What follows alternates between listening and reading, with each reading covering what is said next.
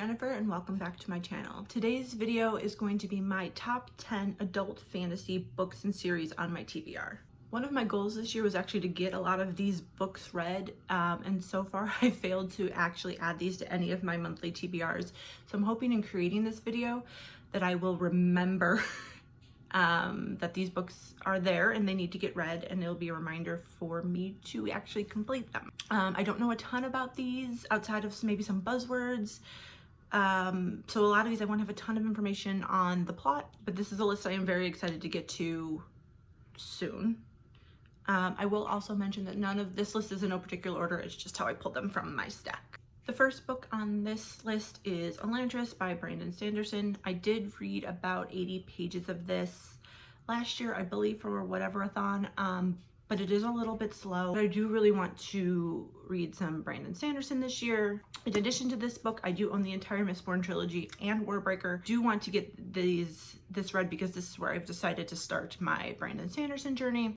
This is the story of the city of Elantris, who was once a very powerful city.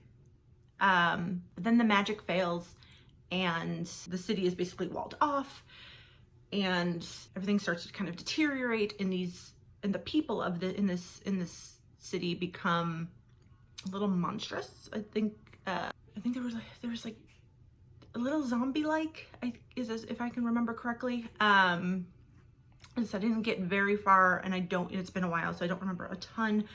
I was really intrigued by this, and I do want to read Sanderson. I just need to find time for when I can actually focus on this and not try to rush through a bunch of things. The next book on this list is the Farseer trilogy by Hobb. I did read Assassin's Apprentice last year.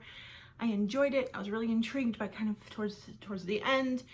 But like Sanderson, I think I need to read these when I have time to kind of absorb it and sit with it a little bit more, rather than when I'm trying to rush through. I may have also read this for whatever-a-thon last year, and I do own the entire trilogy, so hopefully I can marathon, like read one a month at some point later this year, because I do want to enjoy it the way everyone else has. The Farseer trilogy follows Fitz, who is a royal bastard, and when his maternal grandfather basically abandons him to the kingdom, his father abdicates and disappears, leaving Fitz to be raised by the Sable Master until his grandfather, the king, takes interest in him to be an assassin. The Realm of the Elderlings is a very large series, so I do want to get through the Farseer trilogy so I can understand if this is for me. I don't know that it is, but because I own the books and because I am a little bit intrigued, so I do want to get to this soon. The next book on this list is The Poppy War by R.F. Kuang. This is historical, military, fantasy. It's epic. It's based on 12th century Chinese history, and I don't know a whole lot more than that. I know this is well loved. I know that it's dark, and that is actually a thing that I would like to dive more into, is just to see where my tolerance, I guess, for dark fantasy and also some in the romance space, but just dark is. But I've heard some very amazing things, and I'm really excited to get to this, and then if I enjoy it, I will move on to the rest of the series. The next book is For the Wolf by Whitten. This is a dark fantasy about a young woman who has to be sacrificed to the Wolf of the Woods in order to save her kingdom. A Goodreads review refers to this as a woodsy magical folk Beauty and the Beast retelling, and I love Beauty and the Beast retellings, so I'm really excited to get to this. This follows the main character, who is a second daughter, the first to be born in centuries, and her sole purpose is to be sacrificed to the Wolf of the Woods in hope that he'll return the captured gods. But as can be expected, when she has been sacrificed and when she encounters this wolf, I'm assuming things are not always as they seem. So I'm excited to get to this one. It sounds like it's probably gonna have a little bit of a romance in it, which makes me more excited. Up next, we have Jade City by Fonda.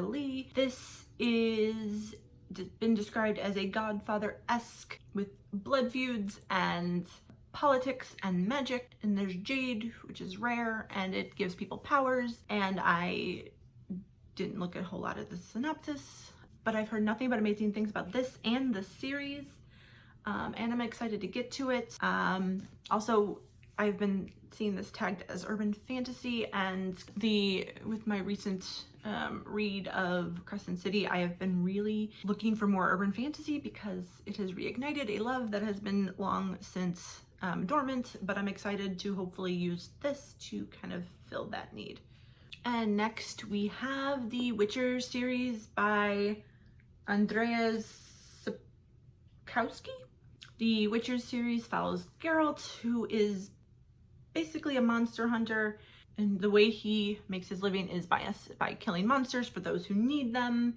I watched the show with Henry Cavill late last year and have watched it twice so far. I'm obsessed. And then I have been trying to read along. There's a Witcher along happening that started in March, I believe, but I have fallen behind. So one of the things I'm hoping to do in the very near future is catch up. My also hope is that I own all 8 books. And my goal is that hopefully I can catch up and finish most of them before the next season comes out, which they're filming. So hopefully end of this year, early next year. So I've got some time, but there's a lot of them. The next book is City of Brass by S.A. Chaktraborty. This is book 1 in the Daevabad trilogy. Again, this is this one I don't know a ton about. If I was a con woman who accidentally summons a djinn. I'm going in a little bit blind, but I think that alone has been is really intriguing. I have also heard good things about this. So I'm excited to get to this and I'm starting a lot of series on this list, with this list, so that's fine. 3 more to go. The next book on this list is Ruin of Kings by Jenn Lyons. This is a more recent purchase. After I saw Jade from Jade Reads, absolutely adore this and the series. That's how I buy a lot of my books. Someone says they like it, and I usually don't know a ton about them, other than they are fantasy, and it is a poor way to purchase. But my book buying decisions are usually impulsive. This follows Kieran, who is an orphan growing up on stories of lost princes and met in epic quests, only to find out that he may be a lost prince himself, and that everything may not be what it seems. The next book on this list is The Atlas 6 by Olivie Blake.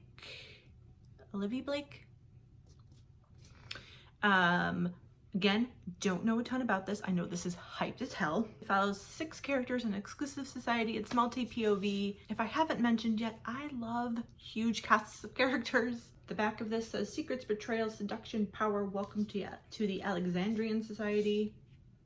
Yes, please. I am gonna get to this soon. I do want to get to this soon, mostly because I think the sequel's coming out later this year, and I want, before I fall too behind on the series, I want to make sure that I'm actually going to enjoy it. So I will be, like everything else, reading this soon. And last, but certainly not least, though this may be my most anticipated read on this list, is The Bone Shard Emperor by Andrea Stewart. I read The Bone Shard Daughter last year. Was super excited for this, but then found out that book 3, Bone Shard War, I believe, got pushed into early 2023, and have been kind of holding off. So I'm probably planning to do like a book 1, book 2 read probably later this year or early next. I read The Bone Shard's Daughter last year, absolutely loved it. And I think I said that already, but that's fine. This series follows Lynn, who's the Emperor's daughter, and the Emperor is the only one who's been able to wield bone shard magic, and he refuses to recognize her as the heir, and kind of keeps her trapped kind of inside the palace with a lot of locked doors, lots of secrets. This follows Lynn trying to kind of uncover a lot of them. It also follows, that's the main plot of Bone Shard Daughter. But there are multiple perspectives in here. We also follow Jovis, who is a man trying to find his wife, and his very, very, very cute animal companion, Mephi. It also follows Falou, the daughter of the governor, as she finds out that her partner is actually part of the rebellion. And Sandu, who realizes that the world she lives in is not what it seems, and that the community that she's part of is actually imprisoned, and they are forced to work forgetting who they actually are. I am very, very, very, very excited about this. And hope that really once we have a release date for the Bone Shard War, I can get to reading this. Okay, so here are the top 10. Am I gonna get all of these in frame? Maybe. Top 10 books and series that I would like to read that are adult fantasy. I'm gonna put this down. I am going to try to make a more concerted effort into putting these on my monthly TBRs. I don't know if I'm gonna just like pick one randomly that I include in my TBR video every month, or how I'm actually going to pull this off, but this is something I want to do because I want to read more adult fantasy. I have until more recently been a YA fantasy reader, and with some like fantasy romance, but I want to read more of these epic high fantasies, urban fantasies that are meant for adults. If you've liked this video, make sure you give it a thumbs up. Comment down below and let me know if you've read any of these so you can help me prioritize. And that's it for this video, guys. Thank you for watching, and I'll see you in the next one. Bye!